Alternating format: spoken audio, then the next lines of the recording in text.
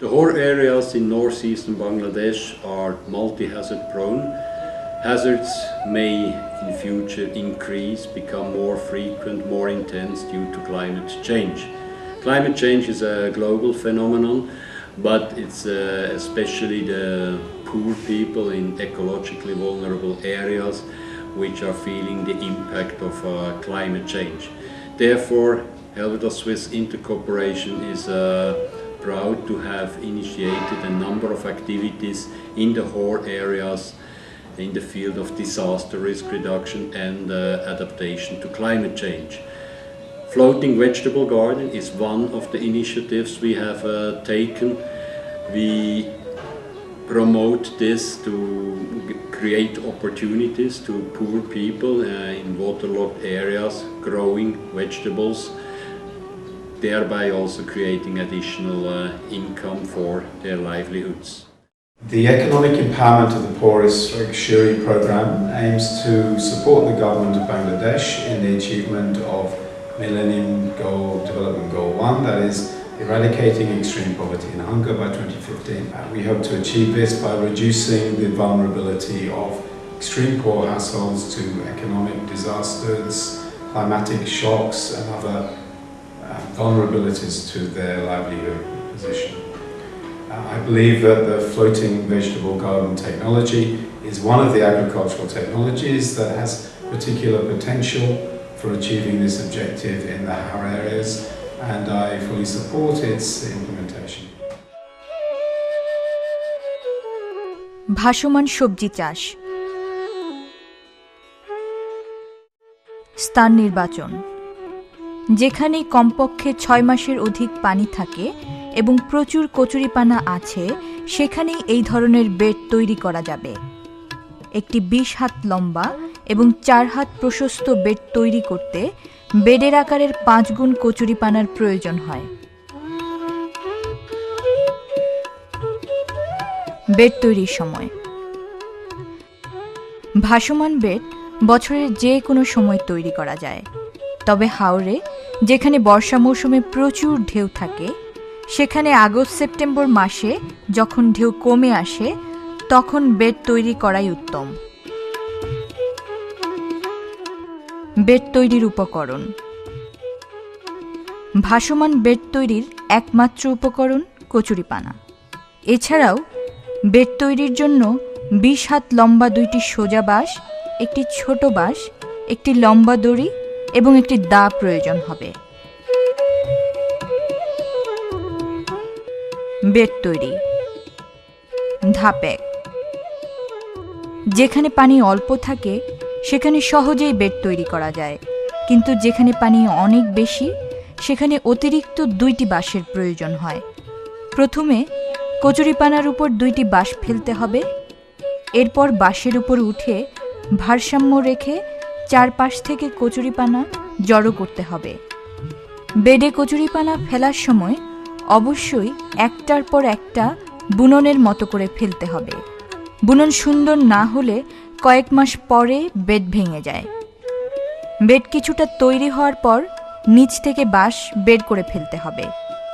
এরপর একই পদ্ধতিতে কচুরিপানা দিয়ে বেড উঁচু করতে হবে। পা দিয়ে চেপে চেপে উঁচু স্তর তৈরি করা হয়, যাতে কোনো ফাঁকা জায়গা না থাকে। তৈরি করা বেড পানি থেকে কমপক্ষে 2 হাত উঁচু করতে হবে।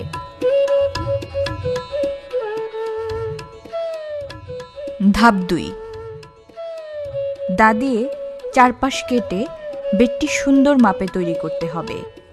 বেডের উপরের কচুরিপানাগুলিকে দা দিয়ে ভালোভাবে টুকরো করে দিতে হবে। এরপর বাঁশ দিয়ে পিটিয়ে উপরিভাগ সমান করতে হবে। ধাপ 3। তৈরি করা বেডটি পচার জন্য বা বীজ বপন বা চারা লাগানোর উপযুক্ত করার জন্য 20 থেকে 25 দিন রেখে দিতে হবে। এ সময় বৃষ্টি হলে ভালো, কিন্তু যদি বৃষ্টি না হয় সেক্ষেত্রে সকাল বিকাল পানি দিয়ে বেডটি ভিজিয়ে দিতে হবে। খেয়াল রাখতে হবে বেডের উপরের কচুরিপানা যেন শুকিয়ে না যায়। কচুরিপানা শুকিয়ে গেলে ওই বেড থেকে আশানুরূপ ফলন পাওয়া যাবে না। আগে থেকেই যদি পচা কচুরিপানা প্রস্তুত করা থাকে তাহলে বেড উপযুক্ত করার জন্য ২০ থেকে ২৫ দিন অপেক্ষা করার প্রয়োজন নেই। সেক্ষেত্রে বেড তৈরির ৩-৪ দিন পর বেডের উপর পচা কচুরিপানা ছিটিয়ে বাঁশ দিয়ে পিটিয়ে সমান করে সরাসরি বীজ বপন করা যায়।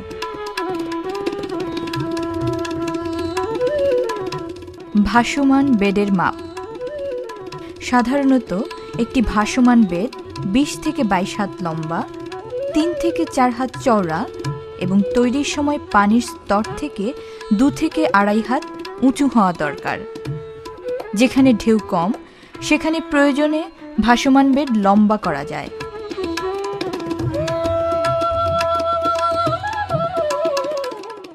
কচুরিপানার বলে চারা তৈরি।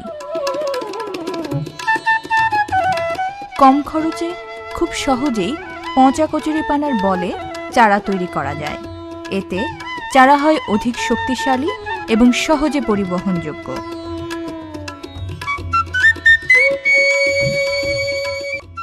বলে চারা তৈরির পদ্ধতি। সাধারণত ৪টি ধাপে বলে চারা তৈরি হয়। ধাপ ১, প্রয়োজন মতো কচুরিপানা সংগ্রহ করতে হবে। এরপর কচুরিপানার স্তূপকে দা দিয়ে ভালোভাবে মিহি করে কেটে বল তৈরির উপযুক্ত করতে হবে। ধাপ ২, পচা কচুরিপানা থেকে হাত দিয়ে বল তৈরি করতে হবে। বল তৈরির সময় আলতোভাবে চাপ দিয়ে অতিরিক্ত পানি বের করে দিতে হবে। বলের মাপ হবে বীজের মাপের ২ থেকে ২.৫ গুণ। বলগুলি সারিবদ্ধ করে রাখতে হবে।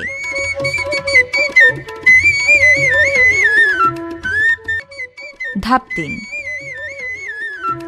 সারিবদ্ধ করে রাখা বলে উপরিভাগে আঙুল দিয়ে চাপ দিয়ে গর্ত করে নিতে হবে। তারপর গর্তের মধ্যে বীজ দিয়ে গর্তটি বন্ধ করে দিতে হবে। ছোট বীজ হলে ২ থেকে ৩টি বীজ দিতে হবে।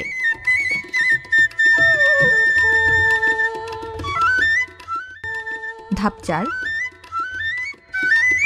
বলের চারা লাগানোর উপযোগী হলে তা জমিতে বা ভাসমান বেডে স্থানান্তরিত করতে হবে। বলের চারা বাজারে বিক্রি করেও অনেক টাকা আয় করা যায়।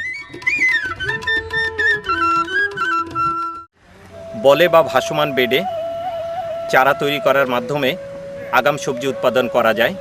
এতে কৃষকরা হাওড় অঞ্চলে পানি সরে যাওয়ার আগেই চারা তৈরি করতে পারে, ফলে ২-৩ সপ্তাহ সময় বাঁচে। বলের যত্ন। বল শুকিয়ে গেলে পানি দিয়ে বল ভিজিয়ে দিতে হবে।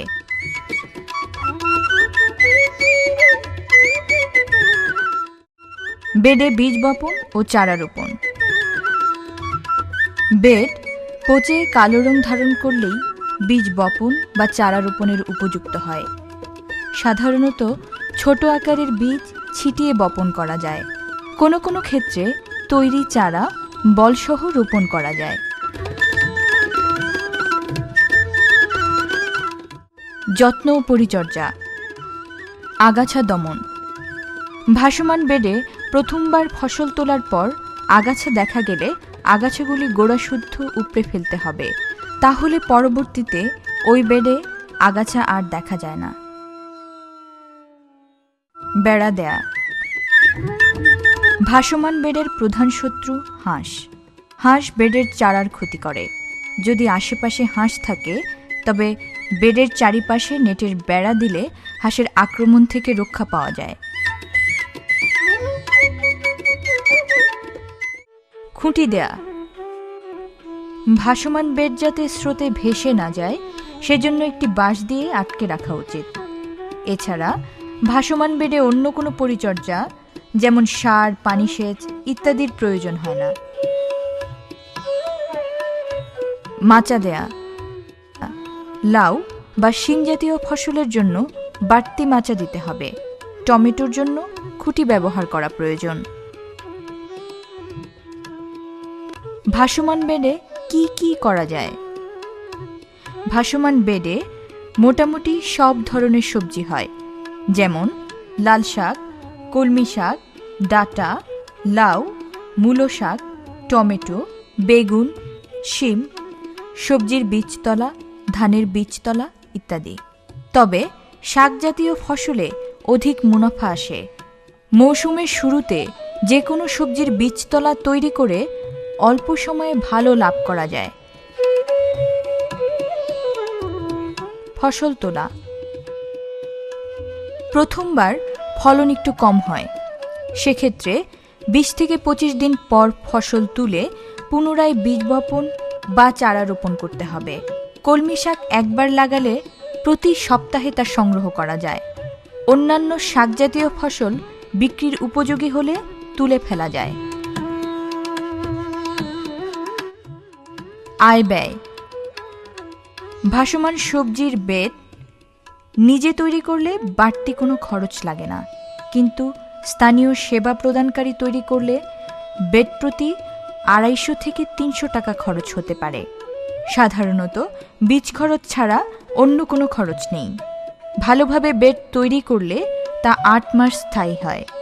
প্রতিটি বেড থেকে গড়ে প্রতি মাসে বাড়তি 200 থেকে 250 টাকা আয় করা যায়। বাড়তি আয়ের জন্য অধিক বেড প্রয়োজন।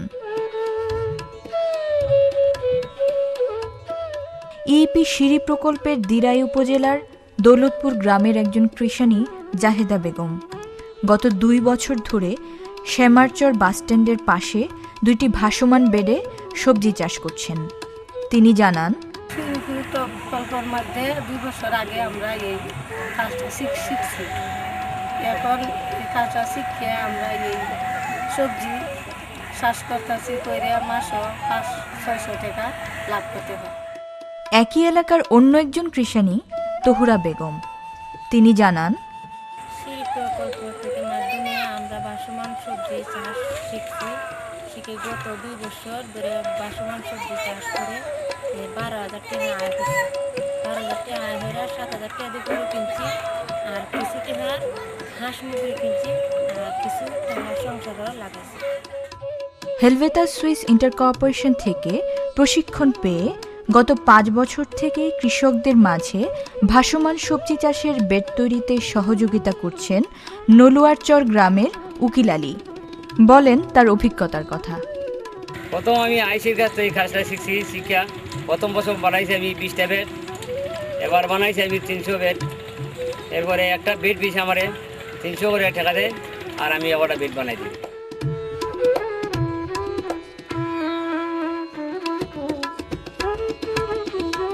সবজি চাষের জন্য ভাসমান যে পদ্ধতি কৃষি সম্প্রসারণ বিভাগ এবং হেলভিটাস সুইস ইন্টার কোঅপারেশন উদ্যোগে পরীক্ষামূলক চাষ হচ্ছে, সেটার খুবই সফলতা দেখা যাচ্ছে। আমি কৃষি সম্প্রসারণ বিভাগ এবং হেলভিটাস সুইস ইন্টার কোঅপারেশন তাদের এই উদ্যোগ সুনামগঞ্জ জেলা আরও সম্প্রসারণ এবং এর বিস্তার ঘটানোর জন্য তাদেরকে আমি অনুরোধ করি। হাওড় অঞ্চলে প্রায় 6,500 হেক্টর জমি বছরে 6 থেকে 8 মাস পানিতে নিমজ্জিত থাকে। ইতিমধ্যেই আমরা সুনামগঞ্জ জেলার 6টি উপজেলায় এই প্রযুক্তি ছড়াই দিতে সক্ষম হয়েছি এবং এখানে আমরা কৃষি সম্প্রসারণ অধিদপ্তর এবং হেলভেটাস সুইস ইন্টার কোঅপারেশনের যৌথ উদ্যোগে আমরা এই প্রকল্প ছড়িয়ে দেওয়ার চেষ্টা করছি। We are proud to be part of this initiative, doing it together with Shiri and the Department of Agriculture Extension in Sunamganj, from where we get a lot of encouragement, from where we also get a lot of support. We're looking forward to continue working together with these partners for the improvement of the livelihood of the people in the whole areas.